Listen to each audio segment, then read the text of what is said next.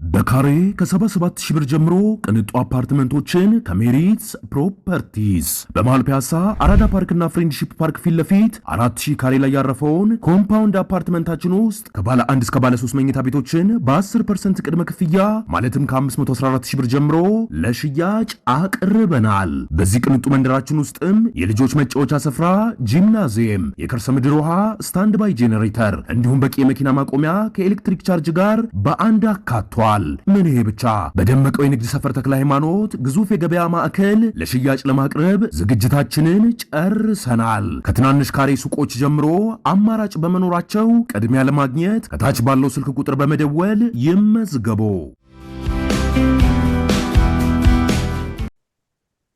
ጤና ይስጥልን ክቡራን ተመልካቾቻችን፣ ሲሳይ አጌና ከሉዓላዊ ሚዲያ ረቡዕ መጋቢት 2 2018 ዓ.ም ኢትዮጵያና ቀይ ባህር የታሪክና የተፈጥሮ ትስስር ማህደር የማይነጣጠሉ የአንድ ሳንቲም ሁለት ገጽታዎች ናቸው።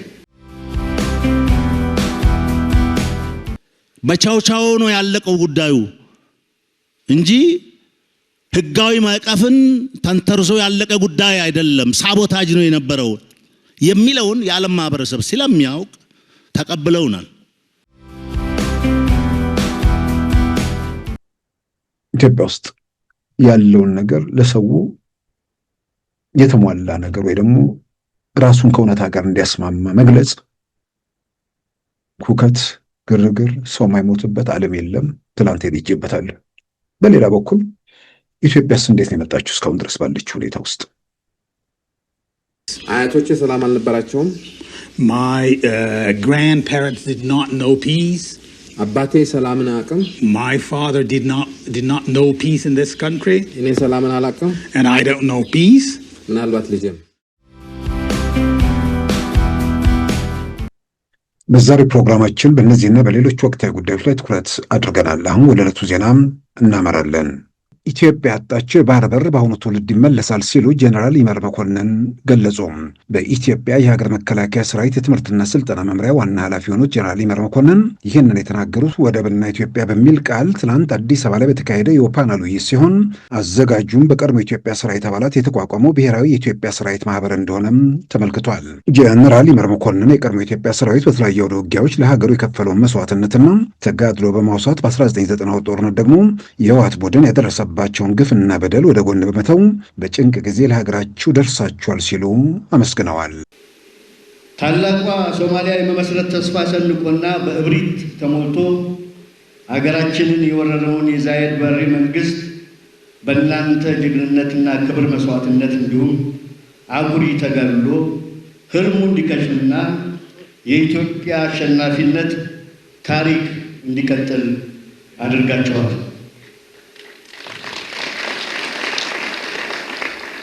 በ1990 ዓመተ ምህረት በኤርትራ የተከፈተብንን የወረራ ጦርነትም በወያኔ የተፈጠረባችሁን በደልና ግፍ ወደ ጎን በመተው በጭንቅ ጊዜ ደርሳችሁ ዳግም አገራችሁን ታድጋችኋል፣ መስዋዕትነት ከፍላችኋል። ለዚህም ክብር ይገባችኋል። ለቀድሞ የኢትዮጵያ ሰራዊት አስተዋጽኦና ተጋድሎ ምስክርነት ሰጥተውና ምስጋና በማቅረብ ወደ ዕለቱ አጀንዳ ያመሩት ጀነራል ይመር መኮንን ኢትዮጵያና ቀይ ባህር የማይነጣጠሉ የአንድ ሳንቲም ሁለት ገጽታዎች ናቸው ብለዋል። የቀይ ባህር ወደቦች የኢትዮጵያ የውጭ ወረራ መከላከያ ጋሻ፣ የስልጣኔ መሸጋገሪያና የኢኮኖሚ ድልድይ ሆነው አገልግለዋል ያሉት ጀነራል ይመር መኮንን ጥያቄው የህልውና ጉዳይ እንጂ ጊዜያዊ የፖለቲካ አጀንዳ እንዳልሆነም አመልክተዋል። ኢትዮጵያና ቀይ ባህር የታሪክና የተፈጥሮ ትስስር ማህደር የማይነጣጠሉ የአንድ ሳንቲም ሁለት ገጽታዎች ናቸው። በመሆኑም ይህ እውነታ ሲታይ ከጥንታዊ የአክሱም ስልጣኔ ጀምሮ አዶሊስና ዜላ የኢትዮጵያ የንግድ የባህር በር ሆነው ሲያገለግሉ እንደነበር ዓለም ሙሉ የሚያውቀው የታሪክ ሀቅ ነው። ይህ ታሪክ ኢትዮጵያ ሀገራችን ከቀይ ባህር ጋር ያላትን ጥልቅ ተፈጥሯዊ ትስስርን ያሳያል። የቀይ ባህር ወደቦች ለኢትዮጵያ የውጭ ወረራን የመከላከል ጋሻና የስልጣኔ መሸጋገሪያና የኢኮኖሚ ድልድል ሆነው ቆይተዋል። ታሪክ ሀቅ ኢትዮጵያ በቀይ ባህር ላይ ያላትን ጥያቄ በቅርብ ጊዜ የፖለቲካ ፍላጎት ሳይሆን ከሉዓላዊነትና ከብሔራዊ ሕልውናዋ ጋር የተጋመደ ታሪካዊና ተፈጥሯዊ ሀብት መሆኑን በወዳጆቻችንም ሆነ በጠላቶቻችን ግልጽ ሊሆን ይገባል። የኢትዮጵያ የቀይ ባህር ተጠቃሚነት ከኢትዮጵያ ባሻገር ለአካባቢው ሀገራትም የጋራ ብልጽግና ያስገኛል ያሉት ጀነራል ይመር መኮንን ለአካባቢው ጸጥታ ያለውን ፋይዳና ስትራቴጂካዊ ጠቀሜታም አብራርተዋል። የባህር በር ወደብ ለኢትዮጵያ የቅርብና ተፈጥሯዊ የንግድ መውጫ መሆኑ ብቻ ሳይሆን የቀጠናውን የንግድ ፍሰት በማቀላጠፍ እና በጂኦ ፖለቲካዊ ረገድ ያለው ፋይዳ ከፍተኛ ነው። ኢትዮጵያ በቀይ ባህር ላይ ያላት የባለቤትነት ወይም የመጠቀም መብት መከበር የውጭና የገቢ ንግድ ወጪን መቀነስ ለሀገራዊ እድገት ብቻ ሳይሆን ለአካባቢያችን ሀገራትም ጭምር የገበያ ትስስር በመፍጠር የጋራ ብልጽግናን ወይም ደግሞ ሰጥቶ መቀበል መርህን የሚያረጋግጥ ኢኮኖሚያዊ ሞተር መሆኑን የሚታመን ነው። የቀይ ባህር ከጂኦ ፖለቲካዊ ሚዛንና ስትራቴጂካዊና ቀጠናዊ ፋይዳ በዓለም አቀፍ የንግድ መስመር እንቅስቃሴ ውስጥ ቁልፍ ስፍራ በመሆኑ ኢትዮጵያ በዚህ ስትራቴጂካዊ ቀጠና ውስጥ ያላት ተሳትፎ የሚኖራት ተደራሽነት ለቀጠናው ሰላምና መረጋጋት ወሳኝ ሚና ስለሚኖራት የቀይ ባህር ጉዳይ የኢትዮጵያ ብሔራዊ ጥቅም ከማስጠበቅ ባለፈ በከባቢው የሚታዩ የጸጥታ ስጋቶችን በጋራ ለመከላከል የሚያስችል ስትራቴጂካዊ አቅምና ጠቀሜታን የሚፈጥር መሆኑን በአጽንኦት ሊታይ ይገባል። በመልእክታቸው ማጠቃለያም ኢትዮጵያ ያጣችውን የባህር በር በአሁኑ ትውልድ ይመለሳል ሲሉ ተደምጠዋል። ኢትዮጵያ ያጣችው የባህር በር በአሁኑ ትውልድ ይመለሳል። ኢትዮጵያ በጀግኖች ልጆቿ ታፍራና ተከብራ ለዘላለም ትኑር። በዚሁ መድረክ በባህር በር ጥያቄ ዙሪያ ማብራሪያ የሰጡት በኢትዮጵያ የሀገር መከላከያ ሰራዊት የውጭ ግንኙነት ዳይሬክተር ሜጀር ጀነራል ተሾመ ጎመቹም የኢትዮጵያ የባህር በር ጥያቄ ከጥቂት ታሪካዊ ጠላቶች በስተቀር ሁሉም ሀገራት እየተቀበሉት መሆናቸውን ገልጸው ችግሩም በዲፕሎማሲያዊ መንገድ ምላሽ እንዲያገኝ እንደሚፈልጉም አመልክተዋል። በዲፕሎማሲያዊ መንገድ የማለቁ ዕድል ሰፊ እንደሆነና በቅርብ ጊዜ ይሆናል የሚል እምነት እንዳላቸውም ገልጸዋል። ኢትዮጵያ እንደ ሌሎቹ የባህር መውጫ የሌላቸው ሀገራት በተፈጥሮ ዝግ የሆነች ሀገር ሳትሆን በግለሰቦች መብቷን ያጣች ሀገር በመሆኗ የባህር በር የማግኘት መብቷን እንደሚረጋገጥ አብራርተዋል። ህልውና ነው ሲባል እስትንፋሳችን ስለሚንቀሳቀስ እንደ ሀገር እየቀጠልን ስላለን እሱ ማለት አይደለም። ትንሽ ቆይተን ላንቀጥል እንችላለን የባህር በር ካሌለን። ይሄንን በማወቅ ነው እንግዲህ የዓለም መንግስታት ሁለት ህግ አወጡ። አንዱ ህግ ላንድ ሎክድ የሆኑ ሀገሮች ምን ማድረግ ይችላሉ? የባህር በር ማግኘት ይችላሉ። ህጋዊ መሰረት አለ ብሎ በዓለም ህግ የወጣው ሲፈጠሩ ያለ ውሃ የተፈጠሩ ሀገሮች ውሃ እንዲያገኙ ነው። የውሃ አክሰስ እንዲያገኙ ነው። የባህር በር እንዲኖራቸው ነው።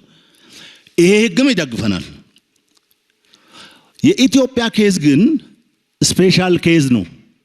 እኛ ከውሃ ጋር ነው የተፈጠርነው። እኛ ከውሃ ጋር ነበርን። ውሃው የኛ ነበረ፣ ወደቡ የኛ ነበረ። ስፔሻል ኬዝ ስለሆነ ደብል መብት አለን እኛ ለመጠየቅ። ምንድነው ስፔሻል ኬዝ ማለት? ምንም በማይታወቅበት በስልክ ይለቅ ተነጋግረው ይለቅ በሆኑ ግለሰቦች ያለቀ ጉዳይ ስለነበረ የኢትዮጵያ ህዝብ ኢንቮልቭድ ስላልሆነ በዚህ ጉዳይ የዓለም መንግስታት ኢንቮልቭድ ስላልሆኑ ክሌም ማድረጋችን እጃ ጨብጭቦ ነው የዓለም ህዝብ የሚቀበለን። ቅድም ስለ ዲፕሎማሲ ይነሳ ነበረ። ላረጋግጥላችሁ የምወደው ይሄ ስፔሻል ኬዝ የሚባል በመኖሩ ምክንያት ዛሬ በቴሌቪዥን መስኮት ወጥቶ ኢትዮጵያ የባህር በር ይገባታል የሚል አንድም ኢንተርናሽናል ኮሚኒቲ የለም። ይሄን ላረጋግጥላችሁ። ይሄ ማለት በዚህ በሁለት በሶስት ዓመት በተሰራው ስራ ደግፈውናል የዓለም መንግስት እያልኳችሁ ነው። ተቀብለውናል እያልኳችሁ ነው። ይገባታል እያሉ ነው እያልኳችሁ ነው። ስለዚህ ጥርጥር የለውም በዲፕሎማሲ መንገድ መጨረስ አለብን ብለን ስንልም ከዚህ ጀርባ ይሄ እውነት ስላለ ነው ከዚህ ጀርባ ይሄ ኃይል ስላለ ነው እና በዛ የማለቅ ጉዳዩ ሰፊ ነው ለምን ኢትዮጵያ ስፔሻል ኬዝ አላት የተለየ ኬዝ አላት በቻውቻው ነው ያለቀው ጉዳዩ እንጂ ህጋዊ ማዕቀፍን ተንተርሶ ያለቀ ጉዳይ አይደለም ሳቦታጅ ነው የነበረው የሚለውን የዓለም ማህበረሰብ ስለሚያውቅ ተቀብለውናል ከህወሓት ታጣቂ አዛዦች አንዱ የሆኑት ብርጋዴር ጀነራል ምግብ ኃይሌ በሉዓላዊ ሚዲያ ከዓመት በፊት ይፋ የሆነውንና እርሳቸውን በተመለከተ የተላለፈውን ዜና አረጋገጡ። ሉዓላዊ ሚዲያ ውስጥ ምንጮችን በመጥቀስ ከዓመት በፊት እንደ አውሮፓውያን አቆጣጠር ጥር 29 2025 ባቀረበው ዘገባ ጀነራል ምግብ ኃይሌ ደማክ ከተባለ የዱባይ ሪል ስቴት ኩባንያ ቤት መግዛታቸውንና የቤቱን ቁልፍ ወንድማቸው እንዲረከቡ ለኩባንያው እንደ አውሮፓውያን አቆጣጠር ግንቦት 14 2023 የጻፉትን ደብዳቤ ይፋ ማድረጋችን ይታወሳል። ብርጋዴር ጀነራል ምግብ ኃይሌ ይህንን ጉዳይ ወቅቱ ኢትዮ ፎረም በተባለ ሚዲያ ላይ ቢያስተባብሉም ከአንድ ዓመት በኋላ ለድምፅ ወያኔ ቴሌቪዥን ሰሞኑን በሰጡት መግለጫ በዱባይ ቤት እንዳላቸው ያረጋገጡ ሲሆን በአዲስ አበባና በመቀሌም ንብረቶች እንዳሏቸው ይፋ አድርገዋል። ንብረት ከማፍራት ባሻገር በክረምት ወቅት ከባለቤታቸውና ልጆቻቸው ጋር አሜሪካ እየሄዱ እንደሚያሳልፉ አንዳንዴም ዱባይ እንደሚያርፉ የገለጹት ጀነራል ምግብ ኃይሌም ጥሩ ሕይወት እንደነበራቸውና ቤቶችን በተለያዩ ስፍራዎች እንዳሏቸው አረጋግጠዋል። በድምፅ ወያኔ ተላልፎ በሶሎዳ ሚዲያ ከትግርኛ ወደ አማርኛ በተመለሰው ቃለ መልሳቸው በአዲስ አበባ ቤቶች በትግራይና በዱባይም ቤት እንዳላቸው ገልጸው በዱባይ ጽሕፈት ቤት እንደነበራቸውም አስታውሰዋል። የዱባዩን ቤት በኮሮና ሳቢያ በወቅቱ መረከብ እንዳልቻሉ ገልጸው በኋላ መረከባቸውን አመልክተዋል። ኣብ ዱባይ እውን ወገዛለን ጽቡቅ ገዛ ዱባይ ላይ ቆንጆ ቤት አለኝ። ሉዓላዊ ሚዲያ ቤቱን ወንድማቸው እንዲረከቡ በደብዳቤ እንደ አውሮፓውያን አቆጣጠር ግንቦት 14 ቀን 2023 የጻፉትን ደብዳቤ መነሻ ማድረግ ያቀረብነው ዘገባ የሚከተለው ነበር። ከህወሓት የጦር አዛዦች አንዱ ከግዙፉ የዱባይ ኩባንያ ዳማክ ሪል ስቴት ቤት መግዛታቸው ታወቀ። ሉዓላዊ ሚዲያ የተመለከተው ሰነድና የመረጃ ምንጮች እንደገለጹት ብርጋዴር ጀነራል ምግብ ኃይሌ ከዱባይ ኩባንያ የዳማክ ሪል ስቴት የመኖሪያ ቤት ገዝተዋል። ሉዓላዊ የደረሰው ሰነድ ጀነራል ምግብ ኃይሌ ክፍያውን መጨረሳቸውን የሚገልጽ ሲሆን እርሳቸው ቤቱን መረከብ ባለመቻላቸው ታላቅ ወንድማቸው ቁልፉን እንዲረከቡላቸው በደብዳቤ ጠይቀዋል። በአሁኑ ወቅት ትግራይ የሚገኙትና የትግራይ ጊዜ አስተዳደር ዶክተር ደብረጽዮን ቡድን እንዲያዝ ጥሪ ካቀረቡት የጦር ጀነራሎች በአስተባባሪነት ከሚጠቀሱት አንዱ የሆኑት ብርጋዴር ጀነራል ምግብ ኃይሌ ዳማክ ለተባለው የኤሚሬት ኩባንያ ከዓመት በፊት እንደ አውሮፓውያን አቆጣጠር ግንቦት 14 ቀን 2023 በጻፉት ደብዳቤ እርሳቸው ምግብ ኃይለ ወልደረጋይ ከባለቤታቸው ትዕግስት አሰግድ ጋር የገዙትና ክፍያውን ያጠናቀቁትን ቤት መለያ ቁጥር VIRA/6/601 ቁልፍ መረከብ ባለመቻላቸው ታላቅ ወንድማቸው ነጋሽ ኃይለ ወልደረጋይ እንዲረከቡላቸው ጠይቀዋል። ቤቱ በየት ሀገር እንደተገዛ በግልጽ ባይቀመጥም መረጃዎች እንዳረጋገጡት ቤቱ የተገዛው በዩናይትድ አረብ ኤምሬት ዱባይ ሲሆን ኩባንያው ዳማክ ሪል ስቴት ግን በጠቅላላ በ7 ሀገራት ይንቀሳቀሳል። ዳማክ ሪል ስቴት ከዩናይትድ አረብ ኤምሬት በተጨማሪ በሳዑዲ አረቢያ፣ በኳታር፣ በጆርዳን፣ በሌባኖን፣ በኦማን እና በዩናይትድ ኪንግደም ይንቀሳቀሳል። እንደ አውሮፓውያን አቆጣጠር ከ1982 ጀምሮ ከ40 ዓመታት በላይ በቤቶች ግንባታ ላይ የተሰማራው ዳማክ ሪል ስቴት በአሁኑ ወቅት የሚሸጣቸው ቤቶች ታውናውሶቹ የትንሽ ዋጋ 2,250,000 የዩናይትድ አረብ ኤምሬት ድርሃም ወይም 613,000 የአሜሪካን ዶላር ሲሆን የአፓርትመንት መነሻ ዋጋ 1,500,000 ድርሃም ወይም 408,000 የአሜሪካን ዶላር መሆኑን መረዳት ተችሏል።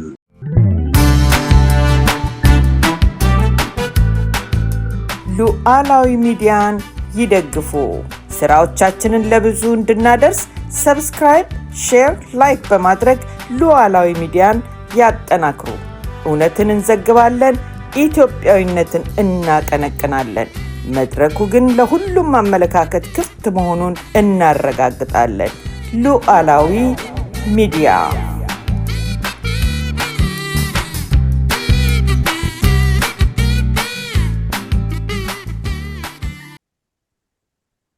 ክቡራን ተመልካቾቻችን ኢትዮጵያ ውስጥ በተለያዩ አካባቢዎች ንጹሃን ለሚፈጸሙ ግድያዎች በአጠቃላይ ያሉ የጸጥታ ችግሮችን በተመለከተ በህብረተሰቡ ውስጥ በተለያየ መንገድ የሚነሱ ነገሮች አሉ። ምናልባትም በትናንትናው ዕለት ኢትዮጵያ በአጠቃላይ በዓለም አቀፍ ደረጃ ካሉ የጸጥታ ችግሮች በይበልጥም ደግሞ ራቅ ብለን አሜሪካን፣ ቀረብ ብለን ደግሞ ኬንያን ጭምር በማየት በየትኛውም ሁኔታ ውስጥ ከወንጀል ውጭ ከወንጀል ነፃ የሆነም ሀገር አለመኖሩን ማንነትን መሰረት ያደረገው የፖለቲካ ግድያ ደግሞ የፖለቲካ ዓላማ ባላቸው ሰዎች በግድያ የፖለቲካ ትርፍ የሚፈልጉ በግድያው ደግሞ በሌላ በኩል መሸቀጥ የሚሹ ወገኖች ተረጋግፈው ተመጋግበው የሚያደርጉት ነገር መሆኑንም በከፊል ተመልክተናል።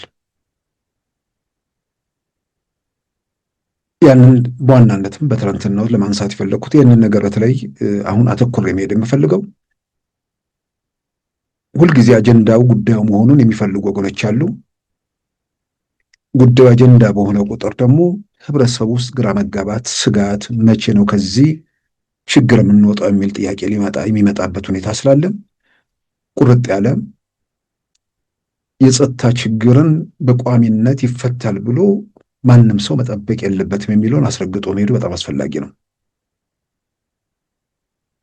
130 ሚሊዮን ህዝብ የሚኖርበት ሀገር ውስጥ ከጸጥታ ችግር ውጭ የሆነ ነገር ማንም ሰው መጠበቅ የለበትም። ኢትዮጵያ አይደለችም፣ በየትኛውም የዓለም ክፍልም የጸጥታ ችግሮች አሉ። ፖለቲካዊ ዓላማ ያላቸው ግድያዎች ደግሞ ኢትዮጵያ ውስጥ እየተካሄዱ ነው። እነዚህ ፖለቲካን መሰረት ያደረጉ ግድያዎች ኢትዮጵያ ውስጥ ካሉ ወቅታዊ ሁኔታዎች ጋር ተያይዞ የፖለቲካ ፍላጎት፣ የፖለቲካ ስልጣን፣ የፖለቲካ ዓላማቸውን ለማሳካት የሚፈልጉ ወገኖች ያንን ንጹሃንን በመግደል ህብረተሰብ ውስጥ ግርግር፣ ሁከት፣ ተስፋ ማጣትን ይሄ ነገር መቼ ነው የሚያበቃው የሚል ስጋትን በመጫር ወደ ቁጣ፣ ወደ ተቃውሞ የሆነ ነገር ይመጣል በሚል በዛ መንገድ ያደርጉት እንደቆዩ ሁሉ አሁንም በዛ መንገድ እየሞከሩት እንደሆነ ይታመናል። ያው የማያድጉ እዛው ይጫጩ ኋላ ቀር ሰዎች በሁለት እግሩ መሬት ያልረገጠ መንግስት ላይ ሞክረው ያልተሳካውን ነገር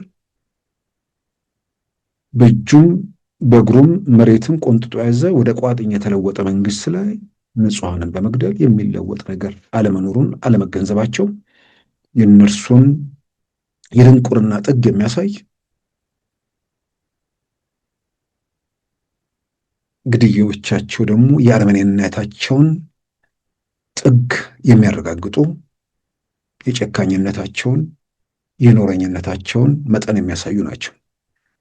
ያን በማድረግ የሚለወጥ ነገር አለመኖሩን ዛሬ ላይ ቆሞ ባለመገንዘባቸው የሚያናድድ ቢሆንም ያንን በማድረግ ለተወሰነ ቀን ሁከት፣ ግርግር የሆነ በየጎራው ጉዳዩን ወደ ንግድነት የሚለውጡ ሰዎች ለንግድ መጠቀማቸው የሚጠበቅ ቢሆንም ከዛ ውጭ ግን ኢትዮጵያ ባለው ሁኔታ ውስጥ ኢትዮጵያ ውስጥ ባለው ፖለቲካዊ ወይ ደግሞ መንግስታዊ ስልጣን ላይ የሚያመጣው የሚለውጠው የሚፈጥረው ጫና አለመኖሩን ይኸው በየቀኑ እያየን ነው። በየጊዜውም እየገመገመን ነው። ነገም ተመሳሳይ ነገር በማድረግ ይሳካል ወይ ደግሞ ረብሻ እንፈጥራለን የሚሉ ሰዎች ምንም ነገር አለመሆኑን አይተው አረጋግጠው ከቻሉ ጉልበት ያለው አቅም ያለው የተደራጀ ጎበዝ የሆነ ጋራ ወጥቶ ተራራው በሸለቆ በመኖች ውስጥ አልፎ ትርጉም ያለው ነገር አድርጎ ከህብረተሰብ ርቆ ሰላማዊ ሰዎችን ሰባይ ጋሻም አድርጎ አይደለም። ልክ ከዚህ ቀደም ኢትዮጵያ ውስጥ ክትትል እኮ ሲደረግ ነበር። በደንብ ተደራጅተው አቅማቸውን አጎልብተው ማድረግ የሚችሉበት ደረጃ እስኪደርሱ ድረስ ህብረተሰቡን ለአደጋ በማያጋለጥበት ሁኔታ ሲንቀሳቀሱ የነበሩበት ታሪክ አለ። የኪስ አውላቂነትና የማጅራት መችነት ፖለቲካ ያንን ደግሞ ንጹሃን ላይ የሚደረገው ነገር የፖለቲካ ተልዕኮ ቢያበቃም ወደ ሽፍትነት መቀየራቸው ግልጽ ስለሆነና ብዙ ሽፍቶችም አሁን እያየን ስለሆነ ያንን ለመከላከል ያንን ለማቆም ህብረተሰብ የራሱ ኃላፊነትና ግዴታም ጭምር እንዳለበት ማሳሰቡ በየአጋጣሚው በየጊዜን ነገር ማንሳቱ አስፈላጊ ቢሆንም አሁን ግን በአንድ በኩል በትናንትናው ዕለት የጸጥታ ችግር ይፈታል፣ ኮሽታ የሌለበት ሀገር ይኖረናል ብለው የሚያስቡ ሰዎች ኮሽታ የሌለበት ሀገር ቫቲካን ሲቲ ብቻ ነው። የመነኮሳት የጳጳሳቱ መኖሪያ፣ እነሱም ጋር ቱሪስቶች በሚሊዮኖች ስለሚገቡ ሰው ግድያ ምናምን ባይኖርም ሌባ፣ ማጅራት መቺ ምናምን የኪስ አውላቂ ምናምን ይኖራል። ማጅራት መቺ ሰው ከኪስ አውላቂ ከሱቅ ገብቶ ዕቃ ቢያነሳ ምናምን እንደዚህ አይነት ተራ ነገሮች ይኖራሉ። ግድያ፣ እንዲህ አይነት ነገር የሌለበት ራሱ እንግዲህ ይሄ የትም ያለም ጥግ ላይ የሌለ ነገር ስለሆነ ኢትዮጵያ ውስጥ ኮሽታ ሳይኖር እኖራለሁ ብሎ የሚያስቡ ሰዎች አሁን ራስን ከእውነታው ጋር የመጀመሪያው ማስማማቱ በጣም አስፈላጊ ነው። በቅንነት ደግሞ በዛ መንገድ የሚራመዱ ሰዎች ለራሳቸው ሰላምን መስጠት ነው ያለባቸው። ወንጀል የሌለበት ግድያ የማይፈጸምበት የዓለም ጥግ የለም። ግድያ መፈጸም የሆነ ነገር በመፍጠር ህዝብ ተስፋ ለማስቆረጥ ወይ ደግሞ ቁጣ ቀስቅስ የሆነ ነገር እናመጣለን ብለው የሚሞክሩ ሰዎች አሉ። ያን መሞከራቸው እያዩት እየተገነዘቡት የሚለውጡት ነገር አለመኖሩን እየተረዱ ሲመጡ ያቆማሉ ብዬ አምናለሁ። ምክንያቱም ትርፍ ስለሌለው ማለት ነው። ዝም ብሎ ጥይት መባከን ስለሆነ ሁሌም እንደምለው ለሰዎች ስለሚያዝኑ አይደለም፣ ጥይታቸው እየባከነ እንደሆነ ስለሚሰማቸው ነው። ሰው ገድሎ ፖለቲካ ትርፍ የሚፈልግ ሰው አረመኔ ነው። የሰው ህይወት ደንተው አይደለም። ነገር ግን ለሌላ ጊዜ ለሽፍትነቱ ተግባር ጥይቱ እንዳያልቅባቸው ሲሉ ያንን ነገር ላይቀጥሉት ይችላሉ። መንግስት ደግሞ በዚህ በኩል በየቀበሌው በየስርቻው የሄደ በየመንደሩ ይጠብቃል ብዬ ባላምንም በጸጥታ በምናምን በተለይ ደግሞ ትኩረት የሚደረግባቸው አካባቢዎች ላይ እንደዛን ነገር ማድረጉ በጣም አስፈላጊ ነው። በሌላ በኩል ደግሞ አንዳንድ አካባቢ ወጡ የፖለቲካ ፓርቲ ውስጥ ያሉ በተለይም በዘር የተደራጁ የሽግግር መንግስት የሚለው ነገር በጣም የሚስማማቸውና የሚጥማቸው ወገኖች የሌለ የሽግግር መንግስት እንደማይመጣ ካረጋገጡ ቢያንስ ሰላማዊ ንጹሐን የሚያልቁበት የሚሞቱበት ነገር እንዲያበቃ እነሱም ድምፃቸውን ከፍ አድርገው እነዚህ ሽፍቶች እነዚህን አረመኔዎች በቃ ቢሏቸው ጥሩ ነው። እርግጥ ነው በፊት እነሱ ግርግር በፈጠሩ ሁከት በፈጠሩ ቀውስ ባበረቱ ቁጥር መንግስት ተገዶ ወደ ሽግግር መንግስት ይሄዳል። የሽግግር መንግስት ሲመጣ ደግሞ የሆነ ነገር በመዋጮ ቦታ እናጣም ብለው ያን ሀሳብ ሲደግፉ ነበር። ዛሬ ላይ የሚሆን የማይፈጸም ነገር መሆኑ ግልጽ ስለሆነ እዛ ላይ መዳከሩ አይጠቅምም። በዋናነት በዛሬ ላተኮርበት የፈለኩት ትላንት የሰላም የጸጥታ ጉዳይ ኮሽታ የሌለበት ሀገር ይኖረናል ብለው የሚያስቡ ሰዎች ካሉ ኮሽታ የሌለበት ዓለም እንደሌለ የአሜሪካንን ከጎረቤት ኬንያን እንደ ማነጻጸሪያ ለማንሳት ሞክሬያለሁ። ከእውነታው ጋር ሰው ራሱን ማስማማት ስላለበት የሆነ ሰው በሞተ የሆነ ነገር በተፈጠረ ቁጥር ኢትዮጵያ ውስጥ መቼ ነው ይሄ ነገር የሚያበቃው ብሎ አጉል ተስፋ እንዳያደርግ ከመጠን በላይም ደግሞ እንዳይጨነቅ በማህበረሰቦች ውስጥ ብዙ የታመሙ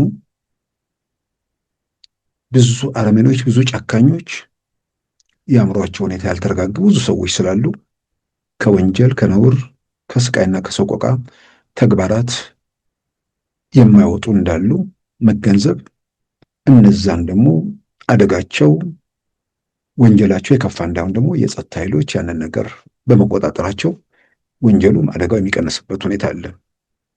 ኢትዮጵያ ውስጥ የፖለቲካ ዓላማ ይዘው ንጹሐንን ሰፈራቸው መንደራቸው ሄደው በእምነታቸው ወይ ደግሞ በብሔረሰብ ማንነታቸው ይገድላሉ። አሜሪካ ምናምን ደግሞ ዝም ብሎ ያበዱ ሰዎች ወይ ቀይ ሲጠሉ ነጭ ሲጠሉ ወይ ደግሞ ጥቁር ሲጠሉ ወይ ደግሞ ቢጫ የሚባሉ ስፓኒሽ ሲጠሉ ወይ ደግሞ ያለምንም ምክንያት መሳሪያ ይዘው ገብተው በአንድ ጊዜ ብዙዎችን የሚረፈርፉበት ታሪክ አለ። ልዩነቱ አሜሪካ ውስጥ የሚፈጸሙ የጅምላ ግድያዎች አንድ ያበደ ሰው የሚያደርገው ነው በአብዛኛው። እንደ ኢትዮጵያ ባለ ሀገር ውስጥ ደግሞ የፖለቲካ ዓላማ የሚፈጸሙ ግድያዎች ብዙ ያበዱ ብዙ የታመሙ በስልጣንና ስልጣን በሚያስገኘው ነገር የሰከሩ አረመኔዎች የሚፈጽሙት ነገር ነው። እነዚህ አረመኔዎች እስካሁን በተደረገው ጉዞም አደብ ማስገዛት ተችሏል በብዙ ርቀት። በዘላቂነት ደግሞ ይህን ለመፍታት መንግስት እንደ መንግስት ከሚሰራው ተግባር ባሻገር ህብረተሰቡ ይሄን ነገር ማን ለምን ዓላማ እንደሚፈጽም ከተገነዘበ በሱ በኩል የት ላይ ድምፁን ከፍ ማድረግ እንዳለበት መገንዘቡ፣ ይሄንን የንጹሃን ግድያ ደግሞ ሸቀጥ ያደረጉ እየነገዱበት እያተረፉበት ሞት እንዲቀጥል በአማኝ ስም በምናምን የሚያደርጉ ሰዎችም ከዚህ ድርጊታቸው ቢታቀቡ ቢያንስ ተጨማሪ ነፍሶችን ሊታደጉ የሚችሉበት እድል ሰፊ ነው። ኢትዮጵያ ውስጥ ያለውን ነገር ለሰው የተሟላ ነገር ወይ ደግሞ ራሱን ከእውነታ ጋር እንዲያስማማ መግለጽ፣ ሁከት፣ ግርግር፣ ሰው የማይሞትበት ዓለም የለም። ትላንት ሄድጄበታለሁ። በሌላ በኩል ኢትዮጵያስ እንዴት ነው የመጣችው እስካሁን ድረስ ባለችው ሁኔታ ውስጥ? ምናልባት በአንድ በኩል ያልኖርንበትን ስላላነበብ ነው፣ ሁለተኛ በኖርንበት ጊዜ ውስጥ ደግሞ ምን እየተካሄደ እንደሆነም እንዳሁኑ ሚዲያ በሰፊው ባለመኖሩ በየስልኩ በየምኑ ሰው ጥላቻም ዘረኝነትም ሴራም ሁሉን ነገር የሚሰማበት ሁኔታ በመፈጠሩ በአንድ በኩል ያለውን ብቻ ሳይሆን የሌለውን ጭምር እየተነገረው ጨለማ ወርሶት በስጋትና በሰቀቀን የሚኖሩ ሰዎች አሉ። በዚህ በኩል ያለው በሚዲያ በኩል ያለው ነገሩ መከፋፈቱ ሁሉንም ነገር ማን ተናገረ፣ ምን ተነገረ፣ ትላንት የነገርህንና ዛሬ ባለ መካከል ርቀት እንኳን ለማጣላት ሙከራ የማይደረግበት። ስለዚህ ከመድረከ ሚዲያ አንጻር ሰዎች ሁሉንም ነገር በቀላሉ ማግኘት የሚችሉበት መሆኑ ብቻ ሳይሆን የትኛውም የኢትዮጵያ ጫፍ ያለ ኮሽታ መስማት የሚቻልበት እድል መፈጠሩ ብቻ ሳይሆን ያንን ኮሽታውን የሚፈጥሩት ሰዎች፣ ግድያውን የሚያካሂዱት ሰዎች ያን ዓላማ ከሚጓሯቸው ሰዎች ጋር ደግሞ ያንን በተዛባ መንገድ ህብረተሰቡ ላይ እየጫኑ መምጣታቸው የፈጠራቸው ስጋቶች፣ ጥርጣሬዎች ላለመረጋጋቱ ተጨማሪ አስተዋጽኦ አድርገዋል። ትላንት አልነበርንበትም። በነበርንበት መረጃ መስማት የሚቻልበት ሁኔታ አልነበረም።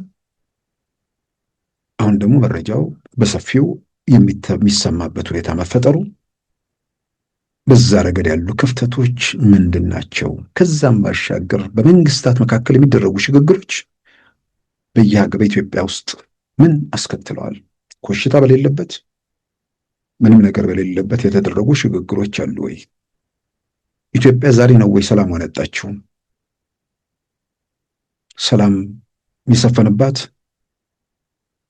ነበረች ወይስ ሰፈራችን ያለውን ሰላም እያጣጣምን ሩቅ ያለውን መስማት ስላልቻለን የተፈጠረ ነገር ነው? ታሪክን በወጉ ስላላየን ስላልተገነዘብን ነው ወይ? በሌለ ነገር ውስጥ ከመጠን በላይ ከመጨነቅ ይህንን እውነታ በደንብ መረዳት በብዙ መልኩ ያስፈልጋል ብዬ አምናለሁ። የቀድሞ የኢትዮጵያ ፕሬዝዳንት ኮሎኔል መንግስቱ ኃይለማርያም ከስልጣን ሊወርዱ 1 ዓመት አካባቢ ሲቀራቸው ከፒቢኤስ ኒውስ አወር ጋዜጠኛ ሃንተር ጎልት ጋር ቃለ ምልልስ አድርገው ነበር። የዛሬ 36 ዓመት አካባቢ ማለት ነው። እዛ ላይ የሚናገሩት ነገር አለ። እንግዲህ ዛሬ ሰላም ጠፋ፣ ኢትዮጵያ ሰላም ያጣችው ዛሬ ብቻ አድርገው ለሚመለከቱ ሰዎች ምናልባት ኮሎኔል መንግስቱ እዛ ጋር የሚናገሩትን ነገር መልሶ ከ36 ዓመት በኋላ ማስተዋሱ ጥሩ ነው ብዬ አምናለሁ። የሚያሳዝነኝ አያቴ ሰላም አልነበረውም፣ አባቴ ሰላም አልነበረውም፣ እኔም ሰላም የለኝም፣ ምናልባት ልጄም ጭምር። የዛሬ 36 ዓመት ነው ይህን የሚናገሩት። ያሳዝነኝ ነገር ቢኖር ሰላም ማጣታችን ነው። But of course, the most lamentable thing in this is that something I regret very much, that we did not have peace.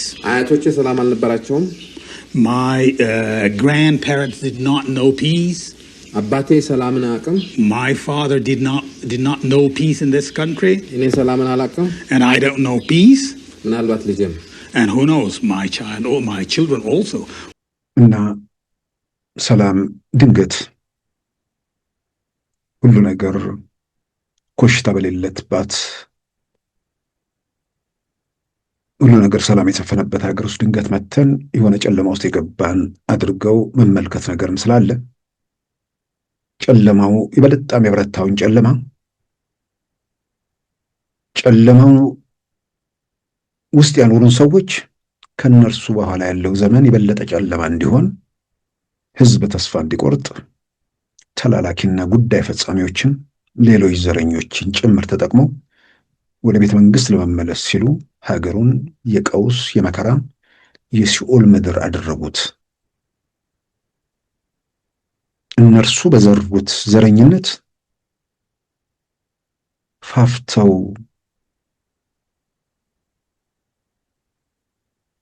በተጽዕኖ ስር ቆይቶ ልክ እንትኑ ሲነሳላቸው ዘረኞች በየቦታው ተቀፈቀፉና የሀገር ጠንቅ የህዝብ መከራ ሆኑ። ስለዚህ ኢትዮጵያ ውስጥ በቀደመው ዘመን በቲፒኤልኤፍ ዘመን ግድያ የሚፈጽመው ሰቆቃ የሚፈጽመው ሁሉን ነገር የሚያደርገው ስልጣን ላይ ያለው መንግስት ነበር። ዛሬ ደግሞ ሰቆቃ የሚፈጽሙት ንጹሃንን የሚገድሉት የሚያሰቃዩት የመከራ መዓት ህዝብ ላይ የሚያወርዱት የታጠቁ ሽፍቶች ናቸው በነፃ አውጪነት ስም። ሰላም ምናልባት በቅንነት ነገሮችን ለሚያዩ ሰላማችን ተስፋ ያደረግንበት ህዝብ ከዳር እስከ ዳር የተናበበበት ከጨለማ ወደ ብርሃን የተሸጋገረ ሽግግር በብርሃን ዓለም እንዳይጓዝ መልሶ ጨለማ እንዲወርሰው የተወራጩ ሰዎች እነማን ናቸው? ለምንስ ይህን አደረጉት? በዚህ ሂደት ውስጥ ስልጣን ላይ ያለው መንግስት ይህም ባለማድረጉ በዚህ መንገድ ቢሄድ ኖሮ ይሄ ነገር አይከተልም የሚል ክርክሮች ይሄ የሚል ነገር እስካሁን ሰምቼ ስለማላቅም ጭምር። ትልቁ ነገር በታሪካችን ኮሎኔል መንግስቱ እንዳነሱት የራቅ ያለውን ትተን በሃያኛው ክፍለ ዘመን ሰላማችን በተለያየ መንገድ ሲታወክ ነበር። ከውጭ በወረራ የሚፈጠር ነገር ብቻ ሳይሆን ከውስጥ በሚደረጉ የስልጣን ትግሎች ኢትዮጵያ ሰላሟን ስታጣ ነበር። አፄ ምኒልክ ያው በኢትዮጵያ ታሪክ ውስጥ በሌላ በፖለቲካ ምናምን ያለውን ትተነው በዚህ ኢትዮጵያን ዘመናዊ ለማድረግ በተደረገ ሂደት ውስጥ ምናልባት ከኮሎኔል መንግስቱ ከአፄ ምኒልክ በኋላ ኢትዮጵያ ላይ ተአምራዊ እርምጃ በማሳየት ረገድ ከአፄ ምኒልክ በኋላ ከጠቅላይ ሚኒስትር አብይ ጋር ሊወዳደር የሚችል ሰው አለ ብዬ አላምንም።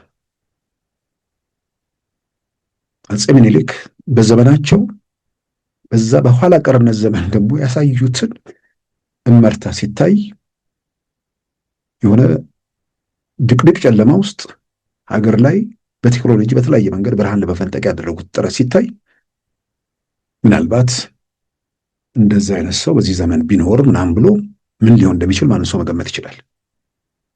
እና በተለያየ መንገድ በጣም ተጽዕኖ ፈጣሪ ሀገር ወደ ትራንስፎርም ለማድረግ ብዙ የጣሩ ሰው ያው ያልጋ ቁራኛ ምናምን ከሆነ በኋላ ስልጣን ሽግግሩ ወደ ልጅ ኢያሱ በሄደበት ወቅት የልጃቸው ልጅ ስልጣኑን ከልጅ ኢያሱ ለመንጠቅ በተደረገ ጥረት ዛሬ አንዳንዶች የሚያደርጓቸውን አይነት ማለት ነው በብሔር ማንነት በምናምን እንደሚባለው ያኔ ልጅ ኢያሱን ከእምነት ጋር በተያዘ ሰለሙ በሚል ዘመቻ ተከፍቶ በሴራ በተቀነባበረ መንገድ እርሳቸውን ከስልጣን ለማውረድ እንቅስቃሴ ተደረገ። በነገራችን ላይ ዛሬና ያኔውን አንዳንዶች ማነጻጸር ደካሞች ማንንት የማይሉት ያኔ ቤተ መንግስቱ ሲሶ መንግስት ነው እንትን ቤተ እምነቱ። ዛሬ በዛ መንገድ ውስጥ ያለ መንግስት አይደለም። የትኛውም ከአጼ ማነው ከኮሎኔል መንግስቱ ጊዜ ጀምሮ ያለው። ስለዚህ ሰዎች እምነታቸው፣ ሰፈራቸው፣ ምናምናቸው በኢትዮጵያ ፖለቲካ ውስጥ ከዚህ በኋላ ያ ምዕራፍ ተዘግቷል፣ ላይመለስ ተከድኗል። ሰዎች በዘር ተደራጅተውም በሆነ መንገድ ተደራጅተውም ማንም የበላይ ማንም የበታች ያልሆነባት ሀገር ነች ሀገር ሆና ልትቀጥል የምትችለው። ስለዚህ ብዙ ርቀት መተናል። የደርግ መንግስት ብዙ እርምጃዎች ኢትዮጵያ ውስጥ አሳይቷል። ከዛ በኋላ በቲፒኤልኤፍ ዘመንም በጎ ነገሮች አይተዋል። እናም ልጅ ኢያሱ ላይ በዛ መንገድ ሴራው ተቀነባብሮ ከንግስናቸው ምንድን ነው ከአልጋ ወራሽነታቸው ወይ ደግሞ የመሪነት ስፍራቸውን ለመንጠቅ በተደረገው እንቅስቃሴ ውጊያዎች ነበሩ። እጅን አልሰጥም በሚል እርሳቸው በዚያም ሞክረዋል። ተይዘው ተግዘው ታስረዋል። ነገሩ ተሸንፈው ግዞት በተቀመጡበት ወቅት ደግሞ አባታቸው ንጉስ ሚካኤል ብዙ ጊዜ በታሪክ የምናውቀው የሰገሌ ጦርነት ሸዋ ውስጥ ሸዋ ላይ በሴራ ልጅ ኢያሱ መነሳታቸውን ያን በመቃወም ኢያሱን ወደ ቤተ መንግስት ወደ ንግስናቸው እንመልሳለን በሚል እነ ንጉስ ሚካኤል ከወሎ ተነስተው ከሸዋ ጋር ያደረጉት ውጊያ ነው። ያኔም ሰላም አልነበረም።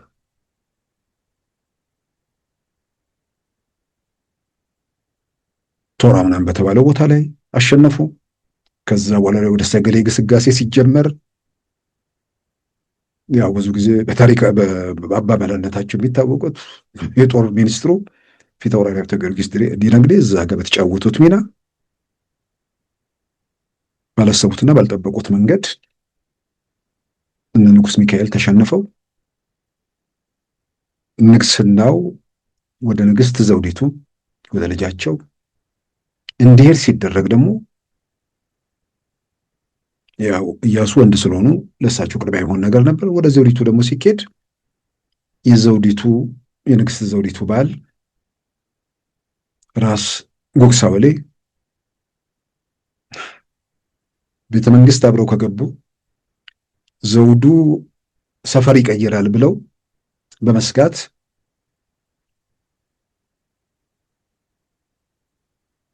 ራስ ጉግሳን ከባለቤታቸው ከዘውዲቱ ማፋታት ውስጥ ተገባ። ከዛ በኋላ እርሳቸው ሸፈቱ። ከእርሳቸው ጋር ደግሞ ሌላ ጦርነት፣ ሌላ ግብግብ ነበር። በታሪክ እንደምንሰማው አውሮፕላን ጭምር የተሳተፈበት።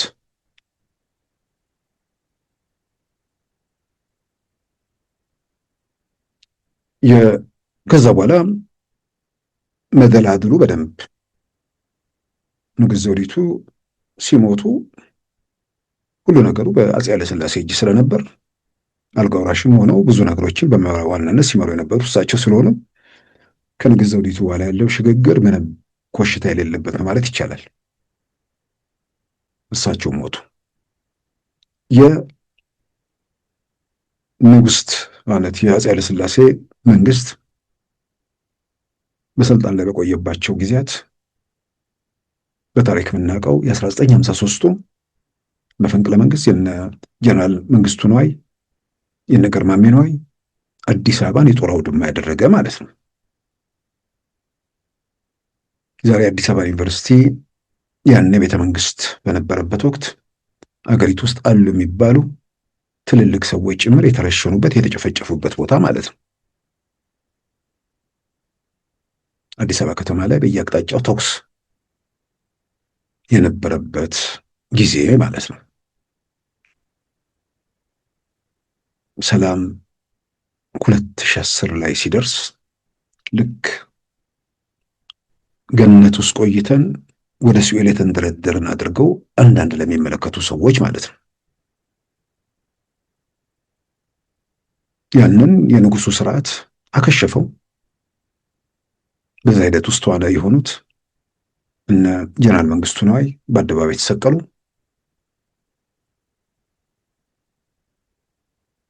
አንዳንዴ ይህንንም ማስታወስ የሚያስፈልገው ከወንጀል ከምናምን ጋር በተያያዘ ሰዎች ሲጠየቁ ለፍርድ ሲቀርቡ ያንን ለመቃወም የሚሞክሩ ሰዎች አሉ። ከዚህ ቀደም ያልነበር አድርጎ ለማየት የሚሞክሩ ስላሉ በዛ ሂደት ውስጥ ዋና የሆኑ ትልልቅ ሰዎች በአደባባይ ህዝብ እያየ ተሰቅለዋል።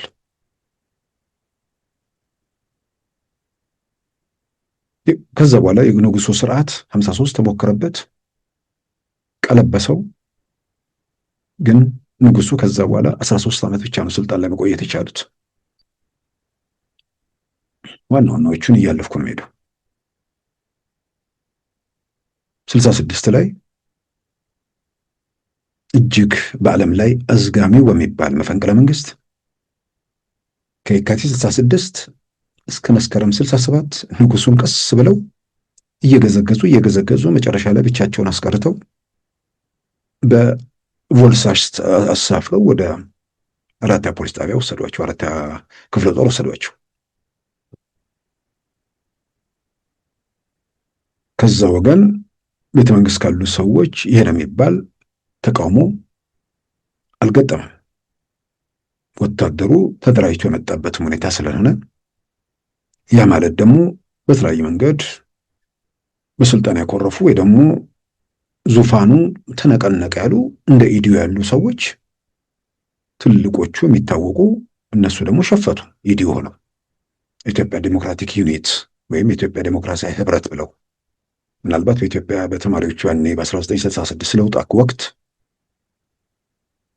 ኮሚኒስት ያልሆነ የዘውድ ስርዓት እንዲመለስ ወይ ደግሞ ዛሬ ሊከራከሩ ይችላሉ፣ የጨሰኛ ስርዓት መቅረት የለበትም ብሎ የሸፈቱ ያኔ የነበሩት በኢዲዮ እንቅስቃሴ ውስጥ የነበሩ ሰዎች ናቸው። ምናልባት አሁን በኋላ የመጣው ኢዲዮ ያንን ያምናል አያምንም አላውቅም። ኢዲዮ መተኮስ ጀመረ። ከምንም በላይ ኢህአፓ ጋር ከደርግ ጋር በፈጠሩ ግብግብ የኢትዮጵያ ጎዳናዎች በተለይ አዲስ አበባ በደም ጨቀየች።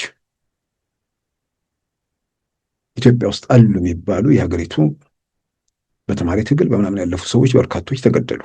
በደርግ ስርዓት ውስጥ ያለፉ ሰዎችም በዛ የለውጥ እንቅስቃሴ ውስጥ ሚና የነበራቸው ሰዎችም በኢህአፓ ተገደሉ። ምናልባትም ከዛ በኋላ ኢትዮጵያ ፖለቲካ ውስጥ ከደርግ በኋላ ድብታ ሀገሪቱ እንዲጫናት በማድረግ ረገድ ያን የነበረው ጭፍጨፋ ብዙ ጊዜ ይጠቀሳል። ሰላማችንን 2010 ላይ አይደለም ያጣነው። ሰላማችን እየታወከ ነው የኖረው። በመታወኩ ሂደት ውስጥ ምናልባት የአሁኑን የተለየ የሚያደርገው የሚያወቁት ከውጭ ያሉ ኃይሎች መሆናቸው፣ ለስልጣን የሚራወጡ መሆናቸው፣ በተወሰነ ደረጃ በቀደሙትም እንዲህ አይነት ምልክቶች ነበሩ። ግን ደርግ በአደባባይ እንደጨፈጨፈው ቲፒኤልኤፍም በምርጫ በ97 በምናምን እንደጨፈጨፈው የጠቅላይ ሚኒስትር አብይ መንግስት ሰው ጨፍጭፎ በሰዎች ላይ ጉዳት አድርሶ ሰዎችን ላይ እርምጃ ወስዶ የተመዘገበ ታሪክ አናውቅም። የሆነ ግድያዎች በማንና እንዴት እንደሆኑ ሁሉንም ስለምናውቅ ማለት ነው። ያው የደርግ መንግስት እጅግ አሰቃቂ የሚባል ትዕይንት በኢትዮጵያ ውስጥ የታየበት ዘመን ነው። ብዙዎች የተጨፈጨፉበት፣ ጎዳናዎች በአስክሬን የተሞሉበት፣ የኢትዮጵያ ወህኒ ቤቶች በኢትዮጵያ ተማሪዎች የተጨናነቁበት አስጨናቂ አስከፊ ዘመን 2010 ላይ ስንደርስ ድንገት ከገነት ወደ ሲኦል አልሄድንም ለማለት ብዬ ነው። ከዛ በኋላ የ1981 መፈንቅለ መንግስት፣ በመሀል የነበሩ ጦርነቶች፣ የሶማሊያ ወረራ፣ ከቀውስ ወደ ቀውስ የሚደረጉ ሽግግሮች ነበሩ። 1990 ላይ በፈረንጆቹ በእኛ 83 አካባቢ ከ82 ጀምሮ ማለት እንችላለን ነገሮች የሶሻሊስቱ ካምፕ እየተዳከመ ዓለም ወደ አንድ ጎራ እየተሰበሰበ ከመሄዱ ጋር ተያይዞ በዓለም ላይ ትርጉም ያላቸው መሰረታዊ ለውጦች በብዙ ሀገሮች ተመዘገቡ። ለውጦቹንም ታከው በርካታ ሀገሮች ተፈጠሩ። እነ ሶቪየት ህብረት ፈራረሱ፣ እነ ዩጎዝላቪያ ፈራረሱ፣ እነ ቼኮስሎቫኪያ ፈራረሱ።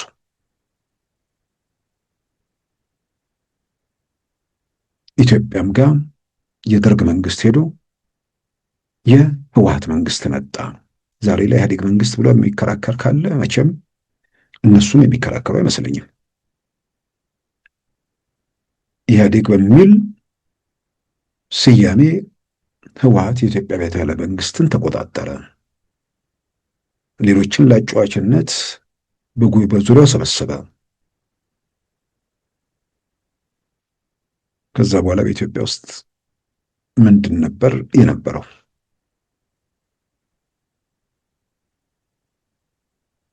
የቀዝቃዛው ዓለም ቀዝቃዛው ጦርነት ማክተም፣ ዓለም ወደ አንድ ጎራ መሰብሰብ፣ የመጡ ኃይሎች ሄደው ከምዕራባውያኖች ጉያ መለጠፍ፣ ሌላ አማራጭ ሌሎች የሚኖርበት እድል እየተዘጋ ስለመጣ ብዙ ሸፍተው ብዙ ታጥቀው እንቅስቃሴ ያደረጉ የሚታወሱ የለም። ምናልባት ኢትዮጵያ ውስጥ ከዛ በኋላ የነበረ እንቅስቃሴ ካለ የከፋኝ አርበኞች እንቅስቃሴ ነበር። በነ ጀነራል ኃይሌ መለስ የሚመራ እንቅስቃሴ ነበር። የኦሮሞ ነጻነት ግንባር 1 ዓመት ተጉዞ ተገፍትሮ ሲወጣ ከዛ በኋላ በተወሰነ ጊዜ ለመዋጋት ሞከሩ። አዳከሟቸው። ሰብስበው ዝዋይ በሰልፍ አስገቡ። ከዛ በኋላ የኦሮሞ ነጻነት ግንባር የሚባል እንቅስቃሴ ብዙዎቻችን ትዝ የሚለን ከመግለጫ ውጭ መሬት ላይ ሲተኮስ ያየ ነው የጠቅላይ ሚኒስትር አብይ መንግስት ሲመጣ ነው። መኖራቸውን እናውቃለን። መግለጫ ሲያወጡም እናውቃለን። እዚህ ሰፈር ተኮሱ ሲባሉ ግን ከ1983 በኋላ ማለትም ከ1984 በተለይ ካምፖቹን ለቀው ተታኩሰዋል። ጥያቄ ውስጥ በማይገባ ደረጃ ተፋልመዋል። ግን ከአቅማቸው በላይ በመሆኑ በተለያየ መንገድ በሲቪልም በምንም የነበሩ ሰዎች ሁሉ ይህንን ውርደት አናይም ብለው ታግለዋል። በዚህ ረገድ በጣም ማስታወሳቸው 97 በታሰርንበት ወቅት አንድ ክፍል ውስጥ አብረን ታስረን የነበሩ አቶ ብርሃኑ ኃይሉ መጽሐፌም ላይ ቃሊቲ መንግስት ላይ ጠቅሻቸዋለሁ። እርሳቸው የኦነግ ታጋይ አይደሉም፣ ምን አይደሉም። ግን በቀዩ በሰፈሩ ሲሳደድ ሳይ መሸከም አቃተኝ አሉ። ከዛ በኋላ እዛ ሂደት ውስጥ የራሳቸውን አስተዋጽኦ ማድረጋቸው በገፍ ወደ ወህኒ ተግዘው ዝዋይ ወህኒ ቤት ከተንከራተቱ የኦሮሞ ተወላጆች ውስጥ አንዱ አቶ ብርሃኑ ኃይሉ ነበሩ። አስገራሚ እኚህ ሰው የነጻነት ታጋይ ማለት ይቻላል።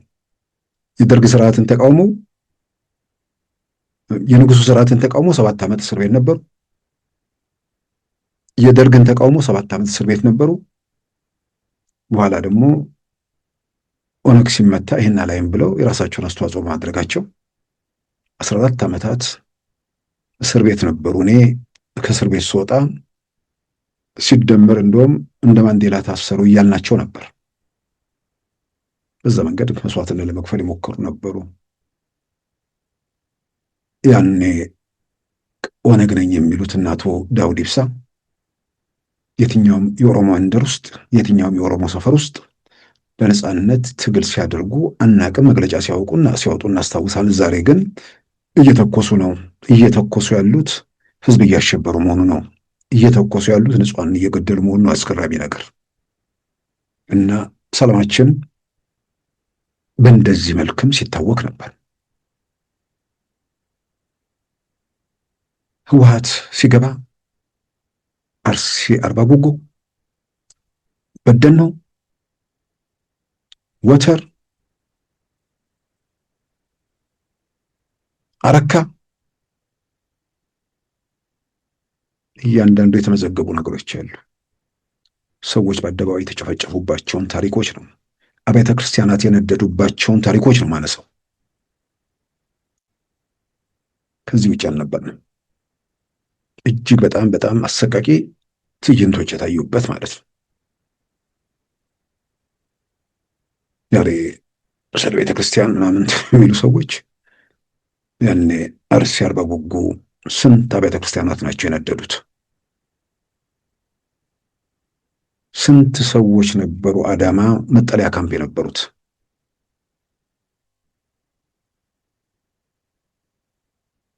አንድ ሸኔ የሚባል አረመኔ ቡድን የሆነ ሰፈር መንደር ገብቶ ንጹሐንን ሰላማዊ ሰዎችን ሲጨፈጭፍ መንግስት ላይ የሚጮሁ ሰዎች መንግስት ክላሽ ይዞ ገብቶ ጎንደር ኢየሱስ ወደ 20 ሰው ሲጨፈጭፍ እዚህ ቦታ ላይ ድምፄን አሰምቻለሁ የሚል ለአቅመ አዳም አልደረስኩኝ የማይሉ ያኔ በደንብ ለአቅመ አዳም የደረሱ ቤተክርስቲያን ጠፋች ሲሉ አልሰማንም። ያኔ ፓትርያርክ ሲሰደዱ ቤተክርስቲያኒቱ በእናቶ ጌታቸው አሰፋ ቁጥጥር ስር ስትወድቅ አባቶች መዓት ወከባ ሲደርስባቸው የሐምሌ 2000 አንዱን አይደለም ከዛ በፊት የነበሩ በጣም በርካታ ታሪኮች ይሁን ሁሉ በዚህ ሁከት፣ በዚህ ግርግር፣ በዚህ ቀውስ ነው ኢትዮጵያ አልፋለች። ቲፒኤልኤፎች ሌላ ኢትዮጵያ ውስጥ ከጸጥታ ጋር የገጠማቸው ምናልባትም ደርግን በዛ ደረጃ አልገጠመውም። የጠቅላይ ሚኒስትር አብይ መንግስትም ያውም ደህንነቶቹ እነሱ ሆነው ሽግግሩ ላይ የተወሰነ መንገጫገጭ ቢኖርም በተለይ በዓለም አቀፍ ደረጃ ካሉ ሁኔታዎች ጋር አልተጋፈጡም። እንደመጡ ኢትዮጵያ የሽብር ማዕከል ነበረች ማለት ይቻላል።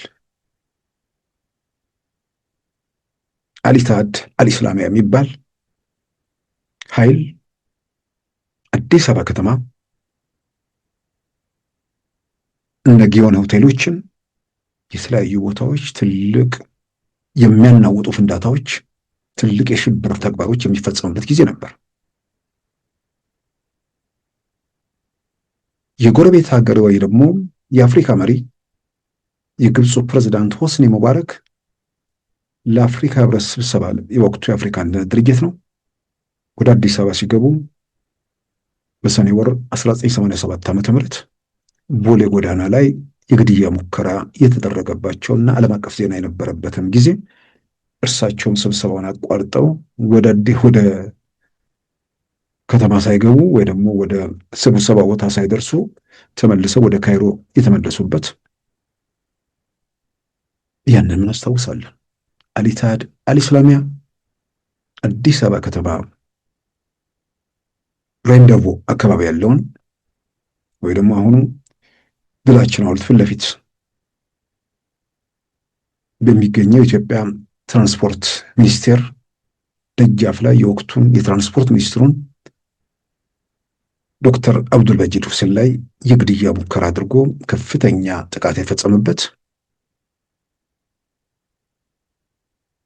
ከዛ ከፍተኛ ሕክምና በኋላ እርሳቸው ታርፈው በመጨረሻ ላይም ከዚያ ላይ በሞት ተለይተዋል። መዓት ግርግር፣ መዓት ቀውስ፣ መዓት ነገር ውስጥ አልፈናል። የቱ ጋር በኢያሱ ጊዜ ነበር? በዘውዲቱ ጊዜ ነበር? በአፄ ኃይለሥላሴ ጊዜ ነበር? በኮሎኔል መንግስቱ ነው? በአቶ መለስ ጊዜ? በአቶ ኃይለማርያም ጊዜ? በየትኛው ጊዜ ነው ኮሽታ የሌለበት ሰላም የተረጋገጠበት ጊዜ? አንጻራዊ ሰላሞች በመቃ ውስጥ በአፈና ውስጥ ሰላም ይረጋገጣል። ብዙ ጊዜ ግን የሚፈነዳ ሰላም ማለት ነው።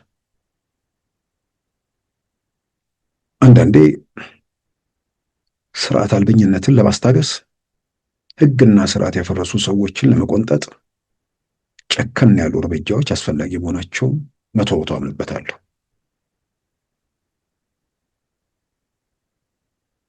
የኢትዮጵያ መንግስት አሁን ያለው የጠቅላይ ሚኒስትር አብይ መንግስት በመጣበት መንገድ የበፊቱ ልቅነቱ ቢቀጥል ኖሮ ዛሬ ኢትዮጵያ ምን ነበር ቢፈጠር የሚችለው?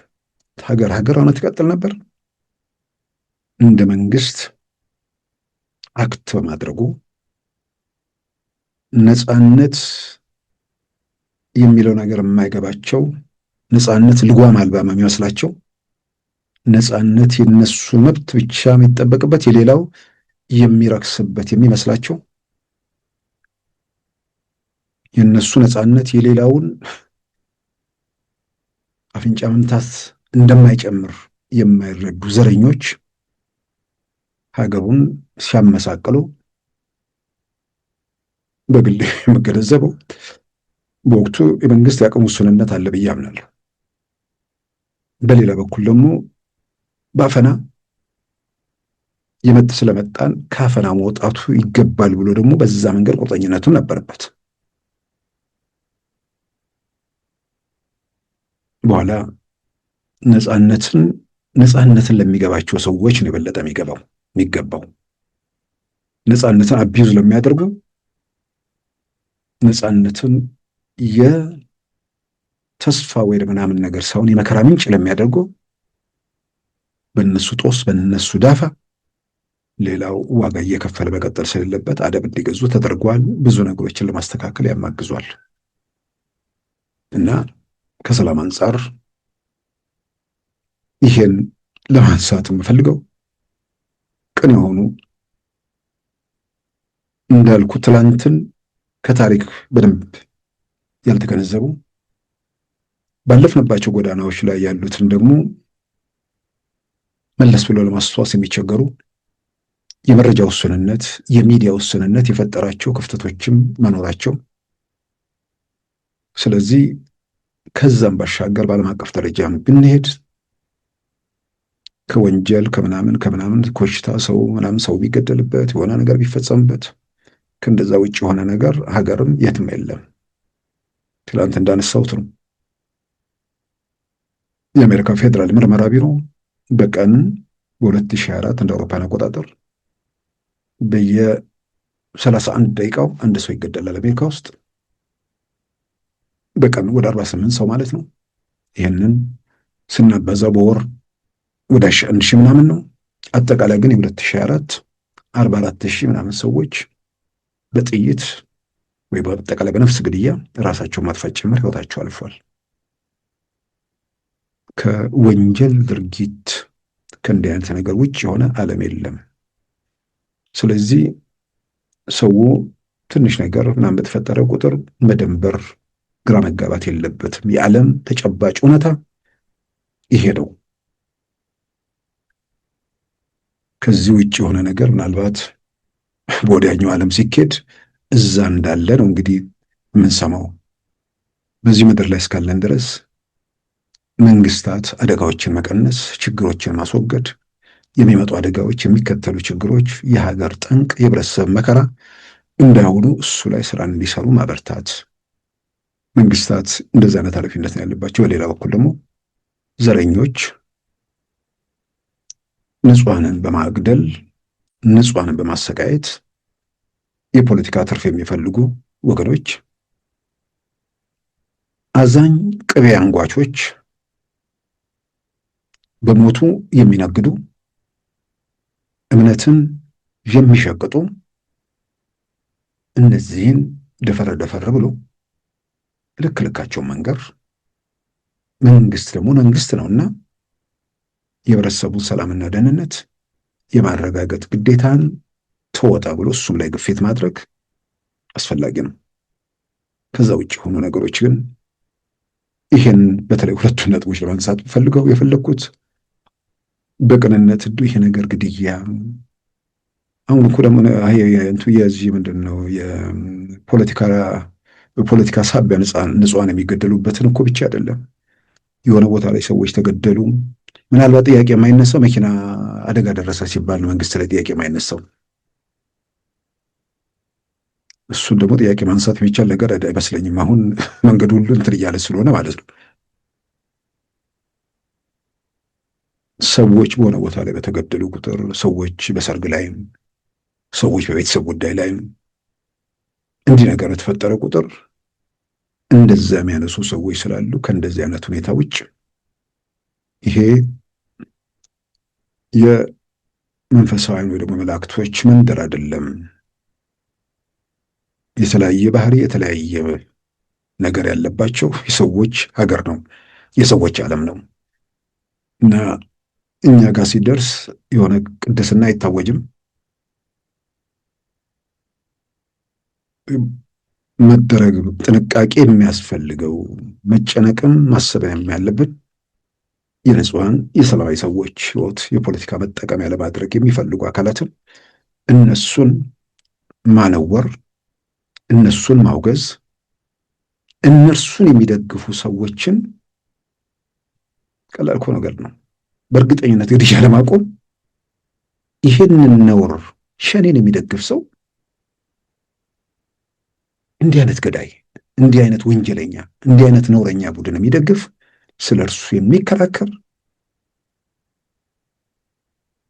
ራሱ ከሰው ተርታ ይመደባል።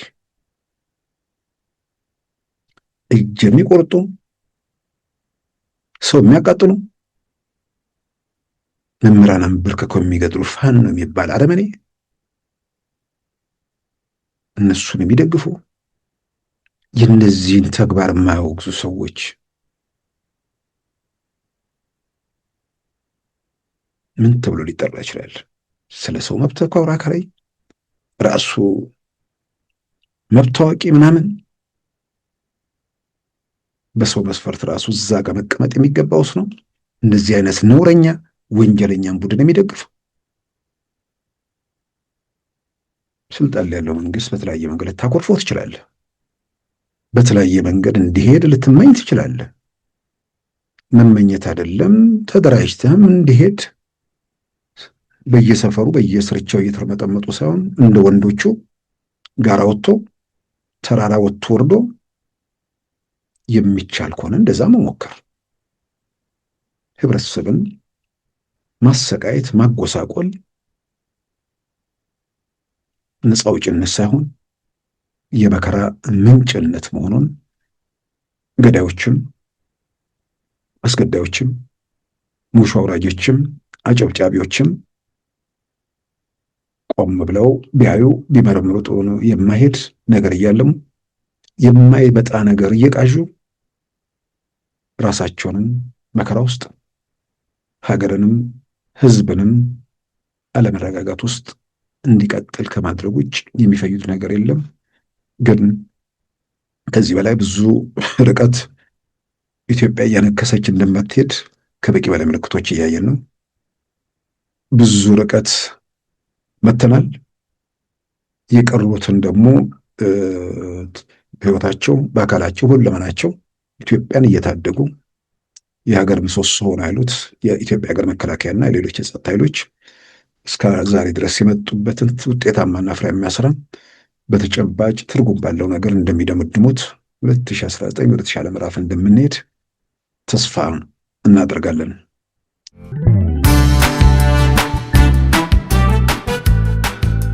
ሉዓላዊ ሚዲያን ይደግፉ። ስራዎቻችንን ለብዙ እንድናደርስ ሰብስክራይብ፣ ሼር፣ ላይክ በማድረግ ሉዓላዊ ሚዲያን ያጠናክሩ። እውነትን እንዘግባለን፣ ኢትዮጵያዊነትን እናቀነቅናለን። መድረኩ ግን ለሁሉም አመለካከት ክፍት መሆኑን እናረጋግጣለን። ሉዓላዊ ሚዲያ